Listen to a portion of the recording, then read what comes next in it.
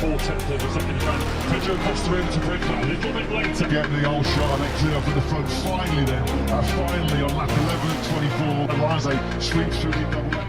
Sirkuit Motegi di Jepang menjadi saksi bisu sebuah momen yang akan tercatat dalam sejarah MotoGP.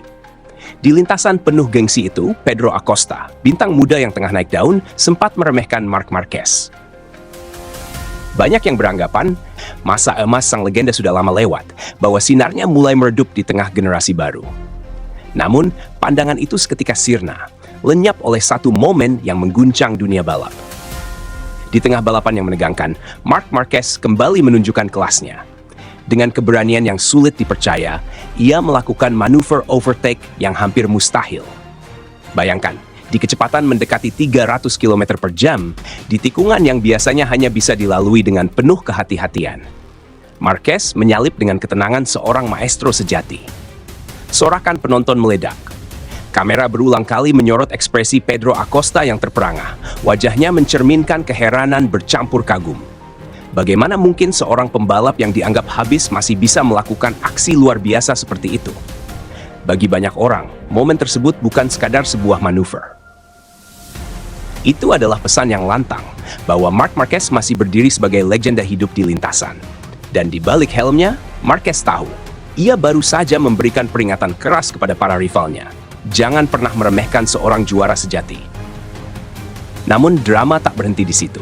Balapan di Motegi menghadirkan cerita lebih besar. Marc Marquez, pembalap Ducati Lenovo, akhirnya mengunci gelar juara dunia MotoGP musim 2025. Penantian panjang sejak tahun 2019 akhirnya terbayar. Dengan finish sebagai runner-up di belakang rekan setimnya Francesco Bagnaia, Marquez memastikan dirinya mengukir sejarah baru. Pria berusia 32 tahun itu mengoleksi 541 poin, unggul 201 poin dari rival terdekat sekaligus adiknya sendiri, Alex Marquez. Sebuah pencapaian luar biasa yang membawanya meraih gelar juara dunia ke-7 sepanjang kariernya. Rekor itu menyamai torehan sang legenda, Valentino Rossi. Di Parc Ferme, air mata menetes di balik wajah penuh lega. Marquez berkata lirih, "Ini tantangan paling sulit sepanjang karier saya."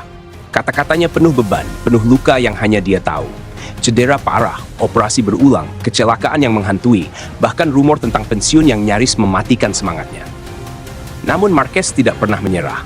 Ia bangkit dari keterpurukan mental, ia melawan rasa sakit, dan bersama Ducati Lenovo, ia kembali menegakkan kepalanya.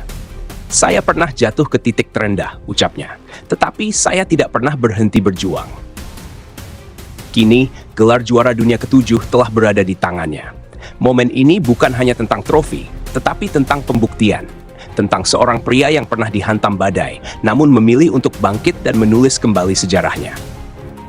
Meski gelar juara sudah dikunci, perjalanan Marc Marquez belum usai. Musim ini masih berlanjut.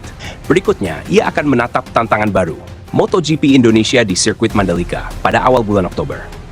Sebuah panggung baru, tempat di mana dunia kembali menunggu, apakah sang legenda mampu menambah kisah heroiknya. Dan satu hal kini jelas, Marc Marquez tidak hanya sekadar pembalap. Ia adalah simbol kegigihan, keberanian, dan keyakinan bahwa seorang legenda sejati tidak pernah benar-benar padam.